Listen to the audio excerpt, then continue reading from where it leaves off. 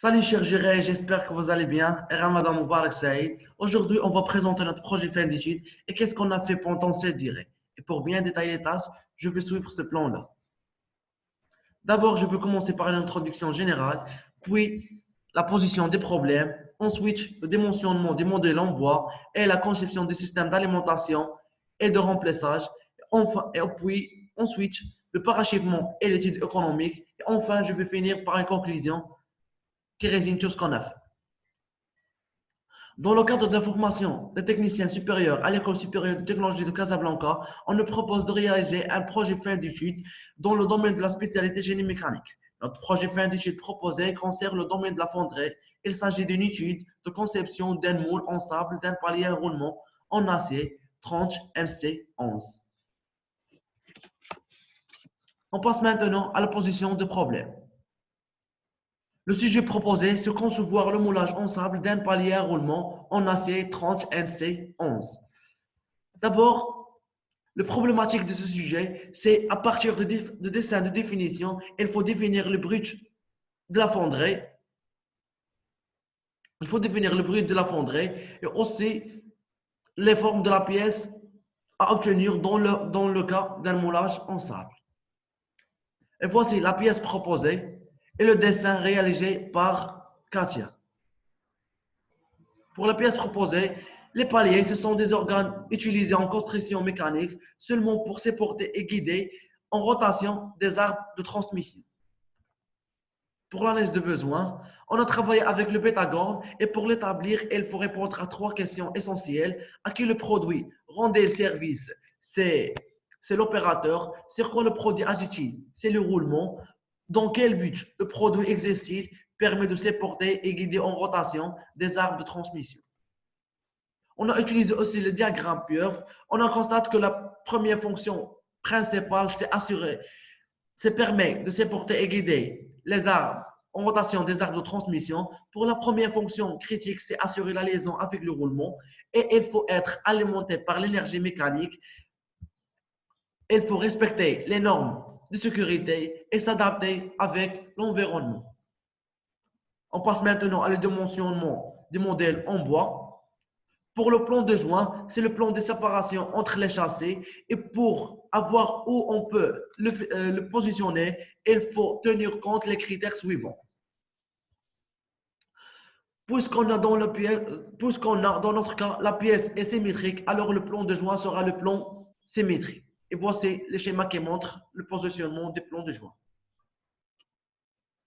Pour déterminer les parties à éliminer, dans notre cas ou dans le moulage en sable, il faut éliminer les diamètres, les trous ayant un diamètre inférieur à 20. Alors, on va éliminer les deux car ayant un diamètre 14 mm et on va éliminer aussi la rainure car elle est située dans le plan de joint. Et voici une pièce 2D après éliminer les parties. Pour le sérépasseur d'usinage, le sérépasseur d'usinage, c'est seulement pour supprimer l'effet de moulage. Alors, dans notre cas, plus grande dimension de la pièce est inférieure à 250, alors on a choisi ce colonne-là. Et puisque toutes les surfaces fonctionnelles ayant un compte inférieur à 40, alors que 5 sera généralisé pour toutes les surfaces. Et voici un tableau qui résume les valeurs de sérépasseur du gymnase obtenues pour toutes les côtes concernées. Et voici un schéma ou un dessin de la pièce après ajouter les sérépasseurs du gymnase. Pour la détermination de retrait de solidification, les retraits c'est un espace entre la pièce et le moule.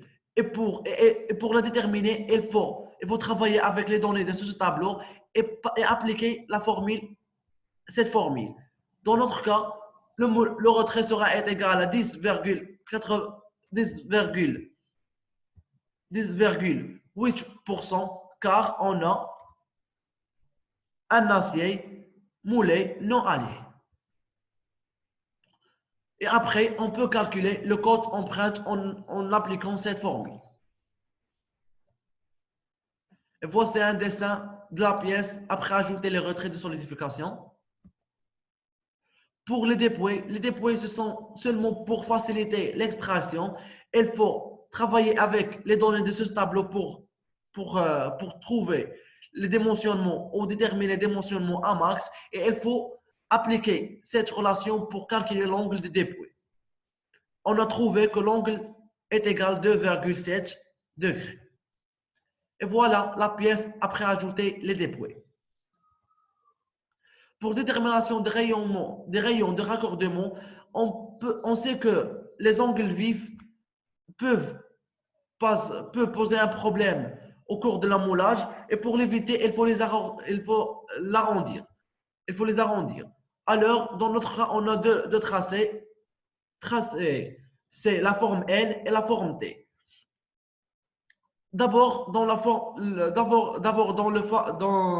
forme L, on a le petit r est égal à l'épaisseur car on a un acier moulé. Et pour la forme T, on va le déterminer après ces cours suivants.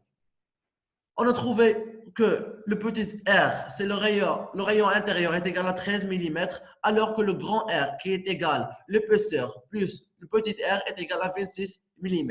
Et après analyser cette courbe-là, on a déterminé le rayon de raccordement en millimètres. On a trouvé que le petit r est égal à 16 mm. Et voici une pièce 3D après ajouter les rayons de raccordement. Pour le noyautage des parties creuses, pour obtenir les formes intérieures, on a besoin toujours d'un noyau. Il faut calculer la longueur de noyau et le diamètre. On a trouvé que la longueur est égale à 79,5 mm et le diamètre est égal à 24,1 mm. On passe maintenant au dimensionnement de la maselotte. D'abord, on a trois types de maselotte. C'est le maselotte débouchante, borne et le maselotte borne latérale. Dans notre cas, on va travailler avec le maselotte débouchante car elle est plus utilisable dans les aciers. Pour avoir où on va positionner la maselotte, il faut décomposer la pièce. Dans notre cas, on a décomposé la pièce en 4 parties. Alors, et il faut calculer le modèle de solidification de chacune. On a trouvé que la première partie est le plus massive. Alors, on a besoin d'une maselotte dans cette partie-là. Et voici un schéma de maselotte. On a besoin de grand D et HM. Pour avoir H, on a deux relations. Le volume, pour calculer le volume. La première en fonction de H et la deuxième en fonction du retrait et le volume de la pièce et le rendement. On sait que H est égal à dm, alors dm est égal à 54,66 mm. On a calculé la hauteur de maselotte. On a le hauteur de maselotte est égal à le petit h plus h. Alors, avec cette relation-là, h est égal à d et h est égal à 0,3 d, on obtient que hm est égal à 71,18 mm. On passe maintenant au dimensionnement du système de remplissage. On a calculé le volume à remplir totalement, c'est le volume de la pièce plus le volume de maselotte.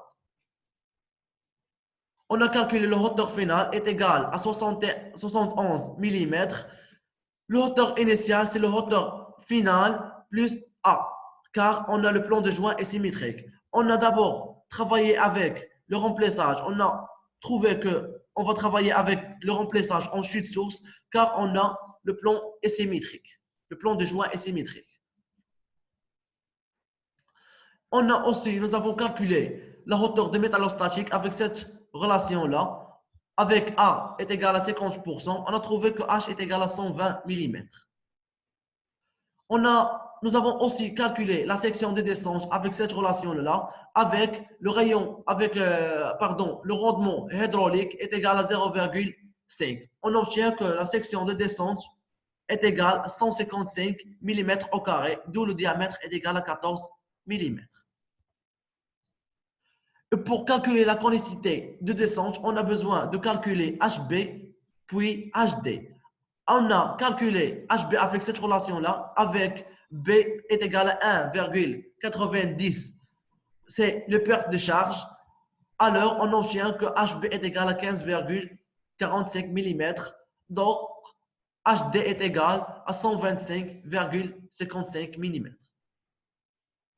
On a calculé la conicité de descente avec cette relation-là. On a trouvé est égal à 468 mm au carré, d'où le diamètre est égal à 24,41 mm. Et voici un schéma de dessin de remplissage. Pour calculer les sections de canal et les attaques, on a besoin d'avoir un échelonnement de système. Alors, on a l'alliage oxydable. Alors, le profil de section du canal est dégressif. Et puisqu'on a le HI est supérieur à 100 mm, alors l'échelonnement est égal à racine HI, racine HI. Alors, on a calculé la section des canaux au plus de coulée. C'est la section d'entrée est égale à la section descente. Puisqu'on a deux canaux, alors la section d'un canal de pied est égale à la section du premier canal, est égale à la section du deuxième canal, est égale à la section descente sur 2. On a calculé cette partie, c'est C, avec cette relation-là, on a le trouvé est égal à 9,27 mm.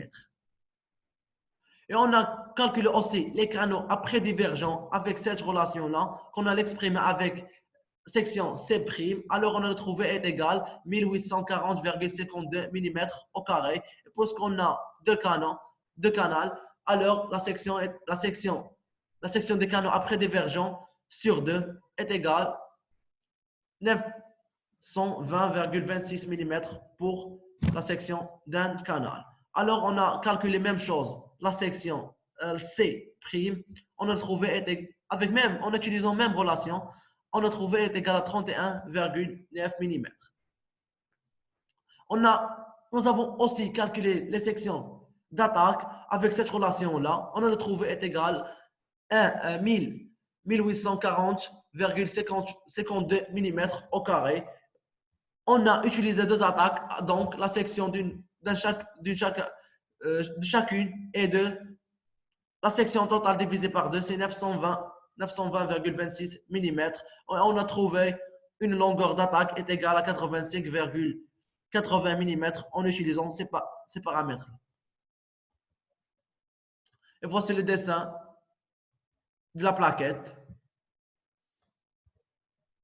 Et voici aussi le dessin complet. C'est le maslot, la pièce, les attaques, et les plaquettes, et les canons, et les châssis. On passe maintenant à le parachèvement. Après analyser le dessin de définition et adapter et respecter les transferts économiques, on a trouvé que l'avant-projet prend ce sens-là. Phase 00, c'est moulage en sable. Phase 10, c'est surphasage de F1 et alésage de D2. Phase 20, c'est surphasage de F2. Phase 30, c'est le rainurage, la rainure. Et phase 40, c'est perçage de D3 et D4. Et voici la gamme d'usinage. On a dressé un tableau en fonction des opérations à réaliser, les machines et l'outillage à utiliser, et la mise en position et l'isostachisme convenable.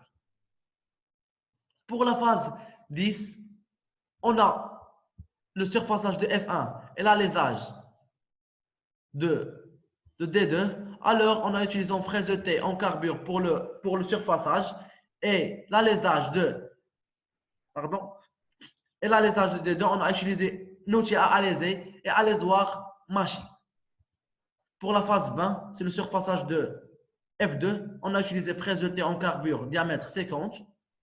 Pour la phase 30, c'est seulement réalisation de rainure. On a utilisé une fraise de thé diamètre 20 en ASC. On peut utiliser aussi fraise à lèvres, pourquoi pas. Pour la phase 40, c'est perçage de D3 et D4. On a utilisé un forêt à centrer, puis forêt 13,5, diamètre 13,5 pour les boches. Enfin, pour la finition, alésoir, machine, diamètre 14. On passe maintenant à l'étude économique totale. On a calculé l'étude par heure.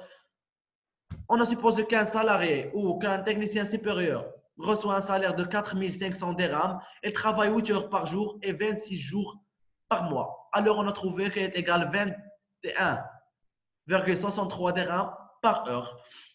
Pour le coût total de l'étude, un groupe de 3 personnes travaille 26 jours, environ 3 heures par jour. Alors, le coût total de l'étude sera 5061,42 dirhams.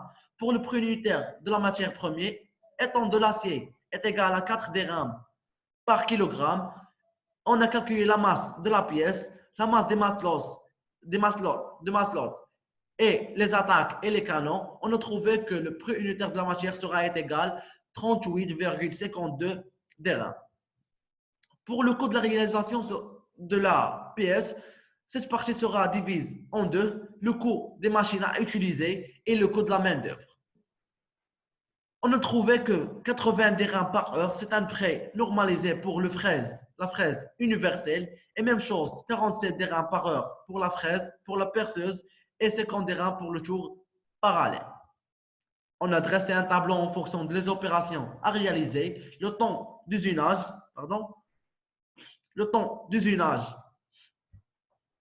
et le coût de la réalisation sur la machine. On a trouvé que le coût total est égal à 62,85. On a le calculé seulement avec la relation de 3. C'est très facile. Pour le coût de la main-d'œuvre, on suppose qu'un main-d'œuvre reçoit un salaire de 13 dirhams par heure. Elle travaille dans ce projet environ de 25 heures. Alors, le coût de la main-d'œuvre sera égal à 325 dirhams. Alors, donc, le coût de la réalisation sera le coût de la main-d'œuvre plus le coût de la réalisation sur les machines. Alors, on le trouve est égal à 387,85 dirhams. Alors, le coût total de la fabrication, c'est le coût de l'étude, plus le coût de la matière première, plus le coût de la réalisation. Alors, sera égal à 5486,94 dirhams. Pour la conclusion, au cours de la réalisation de ce projet, nous avons découvert théoriquement toutes les étapes de conception et de dimensionnement d'un moule ensemble. En fait, grâce aux recherches réalisées à la domaine, nous avons pu mieux cerner le domaine de fonderie. Et merci pour votre attention, monsieur, et Ramadan Mubarak Saïd.